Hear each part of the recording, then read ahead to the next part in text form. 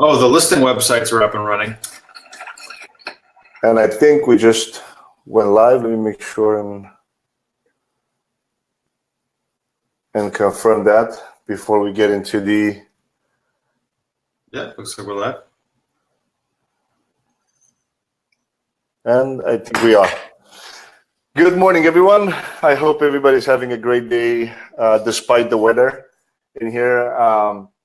Hopefully everybody's either home or at least in a safe place. I know we're probably going to get touched a little bit of from Jose, but I think it shouldn't be that bad in our areas. I was watching the news a couple of minutes ago, and in the Cape, it is a little bit tougher than the city. But anyway, good morning again. Hope you guys are doing well. My name is Marian, and today's topic is international students moving to US. And we have a couple of questions for Tom. And as always, if you guys come on live and you post your question in here, we're going to have a $25 gift card from Amazon for you. And obviously, you can use it any way you want. Tom, if you don't mind to let us know who you are and what you do, and then we'll jump into questions. Sure thing. So my name is Tom Vargeletis. I'm the Director of Career Development for Layer Realty Partners. It's a real estate brokerage local to Massachusetts, and every week we jump on and answer your questions. Ideally, we're answering questions live, but if you're watching the recorded version, put it in the comments below. We'll bring it up the following week, kind of like we're doing here today. And remember, the best question on the live broadcast gets a gift card. Free money. Just ask a question. Free cash. Yeah, and I think we should, as we get viewers throughout the broadcast, we should probably mention it again. But if this is the recorded version, you can't get the gift card live on the recorded version. You have to get it live on the next session. Awesome. So again, today's topic is international students moving to US, and a couple of things like very important in my opinion. I remember the first time when I moved to US. I wish a couple of these things to be somewhere answered by someone. So let's jump right into it. So this refers to people that will go to school here in the States, specifically Boston, as of this show, obviously, because we are here. But of course, you can apply to anyone that's moving to US as a student, because we're going to be talking about best way for searching for a place to rent, if the parents want to purchase an apartment, if that's a good idea or not, and how to go about that, and a couple other things. So let's jump into the first question, which is in an international student moving to US and searching for places to rent. And yeah, of course, they can go, obviously it's about most of the cases, but if it's the first time for someone that is actually searching for a place to rent, obviously they're gonna hit a couple issues. One thing would be if they go on Google, they're gonna have to find a couple hundred pages that they can search for rent. If we could break down like the three most important websites that they can feel, they can go Airbnb and stuff like that, but I don't know if they can actually go Airbnb for long term, and if that's even a good idea in terms of the price. But in your opinion, what's the best way to go about that? So as an international student moving in, my first concern would be the language barrier, if there is one. So if you're coming from an English-speaking country or a country where you were taught English and you can speak, read and write pretty well, you're going to be a lot better off than someone who's just starting to learn, like exchange students from Asia or Europe who are not an English-speaking country. So step one is going to be finding a way to actually get the information in a way that you can understand it. So I'm just going to have to assume that the people watching this webinar are also speaking English fluently. We're going to have a tough time reaching someone who speaks German, French, or Mandarin exclusively. So if you let's consider they do. Let's consider they do, because if they're coming for school, most likely they Yeah, so you're gonna have to pass a test. Yeah, so if there's not a language barrier, or maybe I mean, some people can speak it, but have difficulty with reading English. If that's an issue, the best place to start is probably with Google, because they have the translation services for free. And then if you can get translated sites, or you can read really well in English, a great resource to go to for rentals is Zillow.com. And I'm going to say that Zillow is going to be just really the #1 resource because landlords and real estate agents post to it directly. There are other sites, there's like Hotpads and Postlets and on and on. But a lot of those listings are also picked up by Zillow, so that would probably be the easiest place to start. If you're just looking for a place to rent, like off-campus housing, the biggest challenge you're going to have is actually communicating with the landlords or the real estate agents. And even if you're a fluent English speaker, just calling these people, sometimes they don't call back, or sometimes they don't email back. A lot of landlords will post a rental listing, and then they'll like lease with the first person they talk to. But they'll leave the rental listing up for months. They just won't respond to emails or phone calls or nothing. They'll let it expire on its own. That's the most frustrating part of finding an apartment for every tenant or tenant applicant I've ever talked to, is that they can't, they can't get a hold of anyone. Moving internationally, if you've got a really tight deadline, that's going to be very stressful. So probably your best bet, instead of just looking for apartments from the beginning, I would consider dorming temporarily, unless you're moving for like higher ed and you've got a family, you're not like a college kid or a teenager or whatever, and you have to have an apartment. If you can live in the dorm, or you can do the on-campus housing, and you're new to the country, that would probably be a good place to start, especially if you can share space with other international students, not some crazy American that is not acclimating or adjusting, and doing crazy things, staying up late. That would just add to your stress on the move. Sorry for interruption there, but that's actually one of the best tips that I've heard, because a lot of times you probably understand. I don't know exactly the procedure that the universities go with the dorming spaces and reserving the spot over there. But the fact that, you mentioned, just stay in a dorm for the first year, and then once you're here, you got the chance to search for apartments. So you get second year. There are also these exchange student programs where instead of staying in a dorm, you can stay with an American family in the area that you're going to school. A friend of mine actually did that. There was a Chinese student, from mainland China. He came here and he did like 2 semesters. He was here for like a year, and he stayed at my friend's house. And I forget if there was a financial arrangement or not. That I don't know if he was paying them rent or what. I didn't ask, but they signed up for like this exchange student program, and that's something that the university coordinated. So if you can't or don't want to live in the dorm housing, but you can still share space, that would be a good solution for an international student, at least while you're learning the area and getting an idea of where the community is. It's really difficult if you were to sign like a 1-year lease somewhere. Like if you came here from Europe, you don't know, or you went to a school in Boston. Boston and the greater Boston metro is this massive area.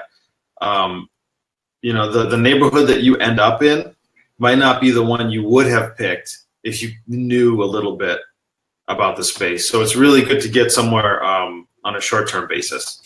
Really, like, for the international move, it's going to be tricky because the timing has to be perfect, and you really want to you're really going to want to reach out to the university and see what the housing options they already have in place for you. But I mean, if you've been to the U.S. a few times, if you kind of know the area, or you're just coming back for the next semester, you've already been, you've already had a dorm or whatever. Now you want an apartment. You can narrow it down by location, but again, the toughest part is going to be actually contacting the landlords. And that's just, sometimes you got to call people twice a day, email once a day, constantly. It's like a full-time job to get through to some of these landlords. Sometimes you're lucky, you get through quickly. Sometimes it takes a little bit more work. But on that end, don't get disappointed and move on if it's a really good place. That point I definitely get, because I remember about 6 years ago, I didn't know anything about like Zillow. So when I first came, I telling people, I would say between 10 and I think it took about a week until I got one response. And people would just not respond back when they hear that you're not physically here to see the place, and then they can run a credit check. Oh, yeah, that's even more difficult. Like if you don't have credit or a credit report that the landlord could run, they're not going to be super excited about having you. And in the U.S., probably other countries, there's a lot of scams that are going on where someone from outside the country calls you up and says, "Oh, I'd like to do whatever," and eventually it ends with the person trying to get money or something weird. But even though you're just like, "Look, I'm gonna pay you, just let me live in your house," you might run into the landlord who doesn't believe you that if you're just calling them as "Hey, I'm an international student, I'm out of the country," they might not believe you because they're afraid of a scam too. So that's another. That's a very good point. Now I understand why I never got a single call back, because I was leaving. So I would say I was towards the fluent part in English. So I was calling from my European number, leaving voicemails, but don't understand why nobody called me back. So, they might have thought it was a scam or something. Exactly, yeah. Like every time I was calling saying, "Hey, I'm going to land in about a month. Me and my wife were looking for a place to rent." And then at some point, I even made a couple of mistakes. I went on Craigslist, posted a couple requests, or your own search. Yeah, wanted. I was posting the request in a city, but in a different state. So I was looking in Watertown, for example, right, and that's about 7 miles from Boston. But when I posted the request, I posted Watertown, New York. So then everybody was replying back saying, "I think you're in the wrong spot." And but they are, like you said, it's even more difficult. Yeah, right. Yeah, that's a good point too. You got to get your geography right. The U.S. is a lot bigger than most countries. We're one of the top 10, I think, by land mass, something like that, or in the top 50. So most international students, you got to realize that there's even looking up street names, there's a lot of repeating street names, like names that you would think wouldn't repeat, like names of trees or names of people or names of whatever. There's 15 streets. There's a main street in every single town, and there's a first, second, third, fourth street in every single town. And there's, like you said, there's Watertown, New York, and there's Watertown, Oregon. There's Florida, Massachusetts, right? The name thing is weird. You have to be really, really picky with that too. And I remember when my posting, I just typed Watertown, not knowing there are maybe Watertowns in 3-4 different states. There's probably 100. And the site just picked up a random one. I didn't realize that it's actually New York. So then, those things as well can cause confusion, and also obviously losing time. Yeah. because The trouble of an international move. And it's tough because some landlords are not going to respect that at all. Some of them are just not going to care because they've lived and grown up here in the U.S. They can imagine that anyone would get confused and not understand, right? But if you're coming from another country, you're like, this is totally illogical. This doesn't make any sense. You know, I've met graduate students at like MIT, and they're like, I don't know how many cents are in a dollar, right? Like they just don't and I'm like, what? Are you kidding me? Cent, like century, centurion. But from coming from somewhere else, it just doesn't make any sense. And sometimes the landlords, when they hear that confusion, they get suspicious. They think that there's a problem, when really it's just, you know. Yeah, with so many things, so many things going on and so many scams. Yeah.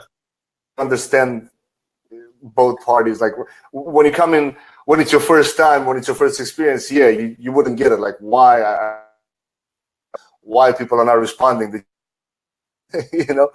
Right. But then obviously you understand better when you get here and you see the whole,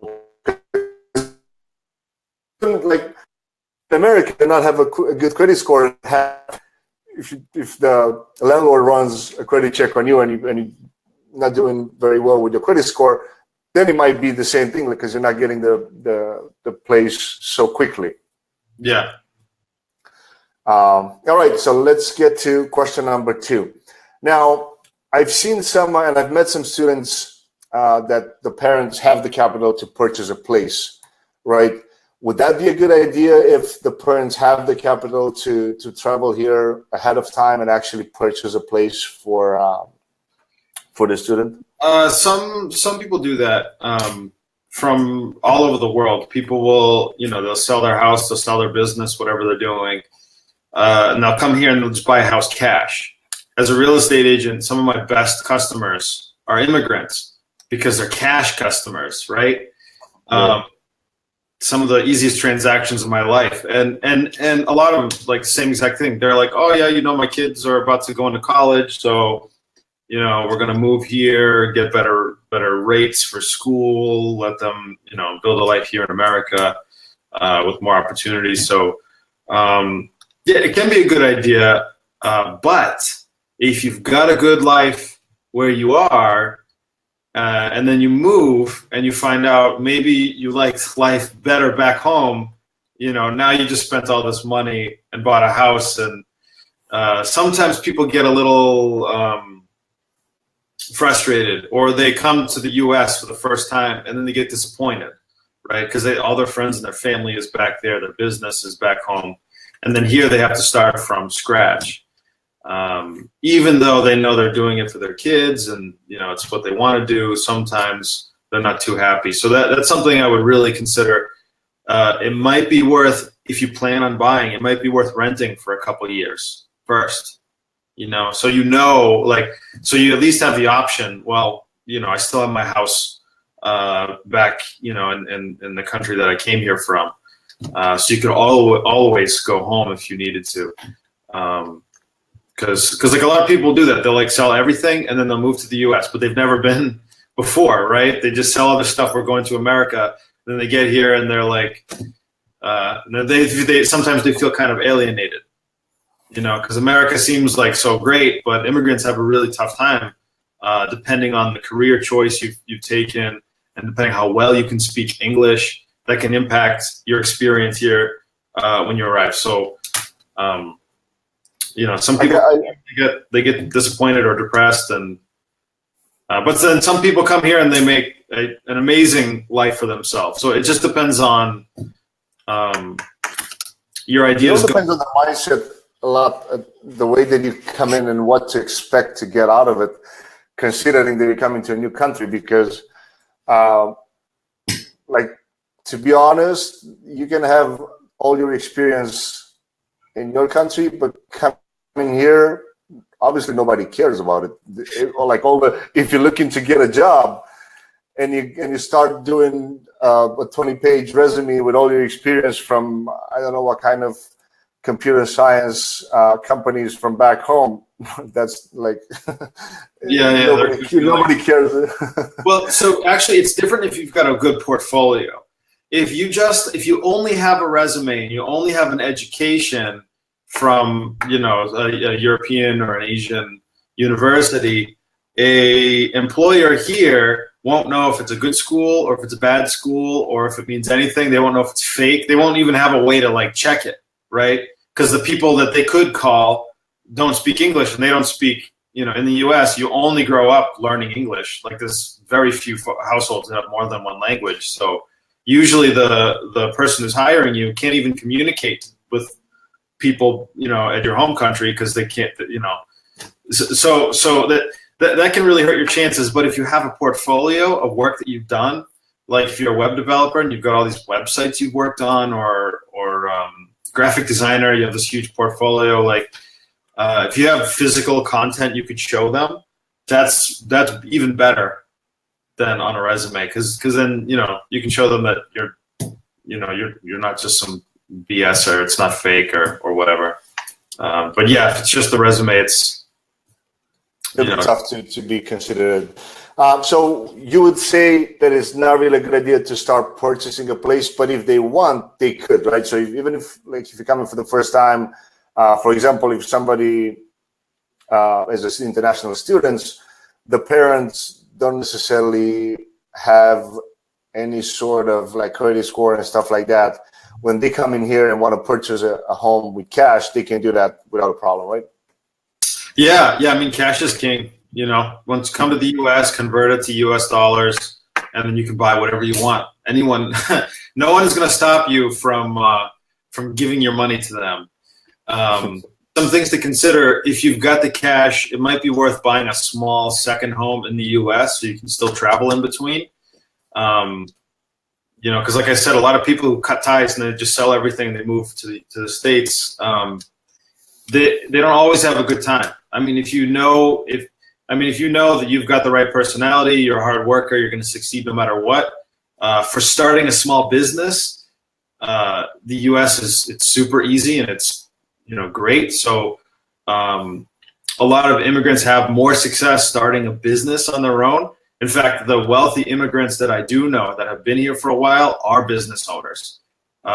Usually the people who come here just to get a job have a little bit tougher time because they're competing, like we said before, with people who are here and who've been trained in universities here. So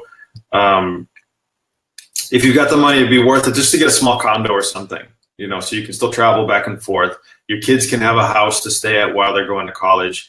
And if you're here and you don't really like it, you can leave, and it's not a big deal. It's not like you invest at everything.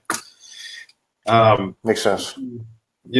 Otherwise, I unless you've been to the U.S. before or you've got family who've been living here, I wouldn't recommend it. The buying first, straight out. Probably renting for a couple of years would be a good idea first, because then it's a low commitment and you really get an idea of whether you want to stay or not, and then you can make that investment and buy. Because if in a couple of years the market crashes and you spent, $700,000, now your house is only worth $500,000.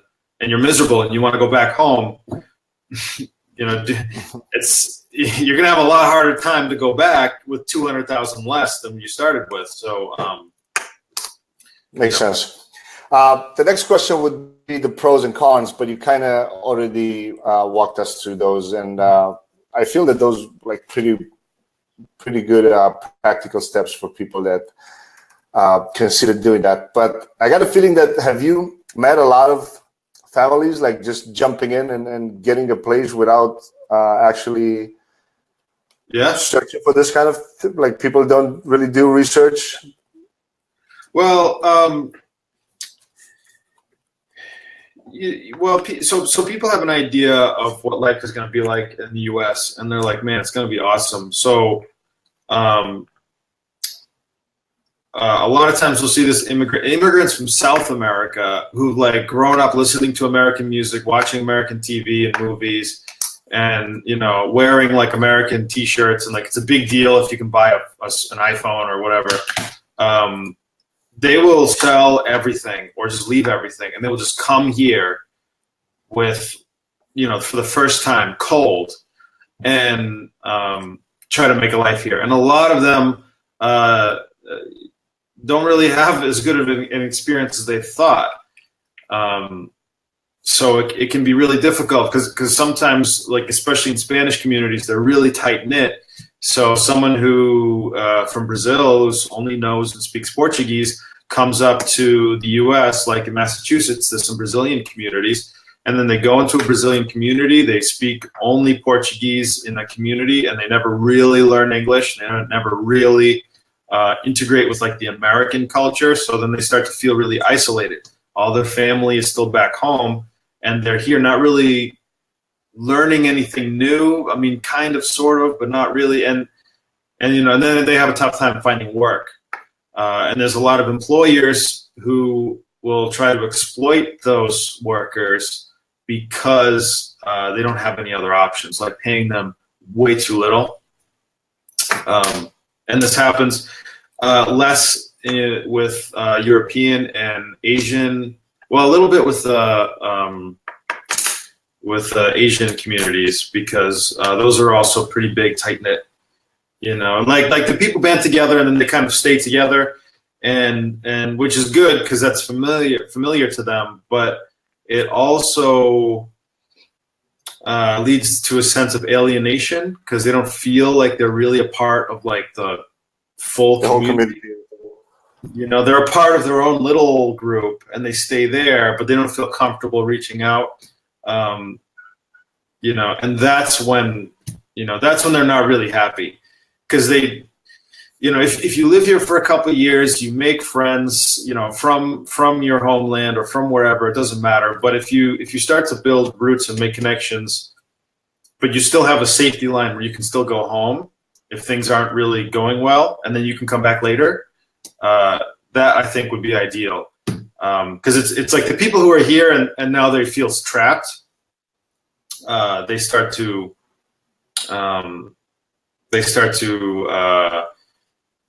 behave like more of an insular kind of fashion. They're not getting as good of an experience as they could get. So that's, for like students, it's not really a big deal because they make friends from. That's what I was about to say. For students, it's a little different because obviously you get into the whole school system right off the bat, so it's obvious that it's a whole different story. All right, so what would you say the monthly expenses for a student that is moving to US? Because a lot of times, people that get the chance to come and study either for free or with a low fee or something like that, if they get some awards and stuff like that, they may not consider that it's also, on top of that, you also have to consider the cost of life. Expenses, yeah. Right. So then what would you say it's a safe net, and not even like don't consider anything in terms of, right, you got to spend $1,000 a month just for going out and stuff, like that. Like just the poor student life. No, I get it. So I mean, so even if you bought a house like and had a mortgage, you could live on like paying a mortgage, paying a car loan.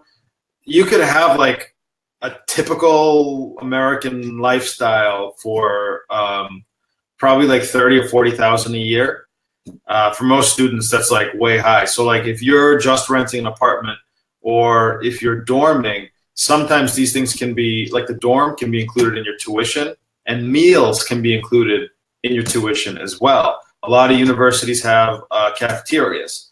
So it's not the best food ever, but it can be a part of your school expenses, which can be paid by your student loans if you need student loans, by your own investments, your parents, or however you're paying for school already, grants, whatever. So some students could live sort of for free. I mean, like the monthly expense is going to be, you know, the occasional like clothing. That's going to be important. Like if you're from, if you're from South America, or if you're from like really warm climates, and then you come to a school in Massachusetts, you're gonna have a really tough winter because it gets colder. And if you've grown up in a warm climate, you don't understand like layering. You're not familiar with brands that are good quality for keeping you warm. So if you know, I mean, if you're from like France or Germany or something, or Russia, you're probably going to be good. But if you're from a warm place, keep in mind that you want to do some research on winter clothes if you're going to New England. Unless you're going to Texas or Florida or whatever, you'll be okay. Outside of that, yeah, you can keep it really low. Like you could probably live, if you can have meals and the dorm in your tuition, you could probably live for less than $20,000 a year. Some student loans would cover that. Some international students even get paid internships or part-time jobs. You know, like you could have your travel and your school paid, and then when you get here, you know, maybe you're on your own. You could pick up part-time work after school. It's gonna be tough, but you know, even American kids have to do it. So you know, you can make that work. If you're renting, it's a little different. It's a little different with the part-time work, and I gotta jump in and mention that because they're not allowed to actually take any unless the university provides it for them. Oh, really? Yeah, they're not allowed to work as a student. Only for the summer. For the summertime, if the university approves that you are going to work for them or something like that, they'll need to submit some paperwork to immigration, and then if they get approved, then they're allowed to work. Otherwise, they're not allowed to work. Okay, so that just means you can't be a W-2 employee. So I've met international students that have cash under the table jobs. We don't want to get into that, but it's fine. No, man. Yeah, maybe it's a bad first lesson, but okay, so yeah, work during the summer. So yeah, like less than 20 grand a year. You know, could you keep it to less than 1,000 a month? So like under 12 grand a year? Probably. It depends, you know, like if you've got meal and housing in your tuition and that's being paid for, yeah, you could live here for really cheap, like really, really cheap. But you're not going to have a really good lifestyle. So if you're coming from a place where like your family is really wealthy and you want to have space and you want to have things and you want to go out and live the life of you know that you're used to, it's going to be a lot more expensive. Going out is not cheap in the U.S., especially if you're going to school in Boston. Super expensive. You know, like you go out and you probably spend, you know, $100 on food and drinks and for the night, you know, and that's just for one day. So if you have that kind of a lifestyle, you're gonna need really generous parents. So it all comes down basically to, you know, what you're looking for and what you're looking to do. I mean, if you're looking to, and then of course what you can afford at the end of the day, because it's not just what you want to do. You also need to know your limits and to know what's your plan and what do you want the outcome to be. Yeah, because your life won't have to be like super cheap forever. I knew he's older now. He's getting close to retirement age, but a doctor. He came from India as a student, and he did his medical school and residency in New York. And you know, he came from a farm in India. His entire family, they sold like half the farm just to get him there to school. And you know, he worked really hard for a few years. After he graduated, he became a doctor, and now, you know, he's looking at retiring. He owns the hospital that his clinic is in. right? Like he literally bought and he owns that hospital plus a strip mall up the street, and he's doing really well for himself. So if you have to come to the U.S. and you have to live like a peasant, sometimes you just have to do it to go to where you want to be. To the next level. Awesome. All right. So last question for today. If they actually decide to get the apartment and they own it, should they rent it over the summer if the student goes back home for like 3 months, 3-4 months? Yeah, why not? So if your family has the money to where you can afford easily to just pay for the taxes and let it be vacant, it might be worth it if you like to kind of protect your space. But if there could be a really good use for the extra income, and I think there probably is for almost everyone, even if they could afford to leave it empty, it can be a really good idea. You can contact a real estate agent in the area. There are some realtors who specialize in short-term, like vacation rentals, setting up a short-term lease, 3, 4, 5 months, 6-month lease. Because sometimes people will move up for vacation, live with the family for a few months, and they want their own space. You can rent it out for some money over the summertime. Just make sure that if you have any unique or expensive belongings, that you store them somewhere else. I mean, even the nicest people can make mistakes. You don't want someone accidentally knocking your computer onto the floor or mixing up your clothes with theirs or something. So it could be really good. Would you say the best way would be to go with an agent, go to a realtor to actually do it? Yes. If you're going to be gone, if you're going to be overseas and someone's going to be living in your property for a few months, you want a property manager on site or nearby in case something breaks, so they can manage, someone that you can trust who will actually get it fixed. That's huge, because if a pipe breaks, or if there's laundry and the washing machine overflows and floods the condo or whatever, and the tenant doesn't clean it up right, it could cause mold, and then you don't want to come back in September when it's getting cold and damp all the time to moldy basements or something. It's going to be a hassle that you wouldn't have to deal with if you had a property manager on site. So I wouldn't recommend renting it out if you don't have someone local. That could be a friend or family member too. You don't have to necessarily hire someone. Probably the only people who are willing to do that work you'd have to pay them. So it would make sense to get a licensed professional to do it. Awesome. Makes sense. All right. Thanks a lot for going over all these questions. I'm pretty sure whoever's going to watch it on the replay, they're going to get a pretty good sense of what's actually happening behind the scenes when the getting a place rented, or just rent a place where they're not even physically in US.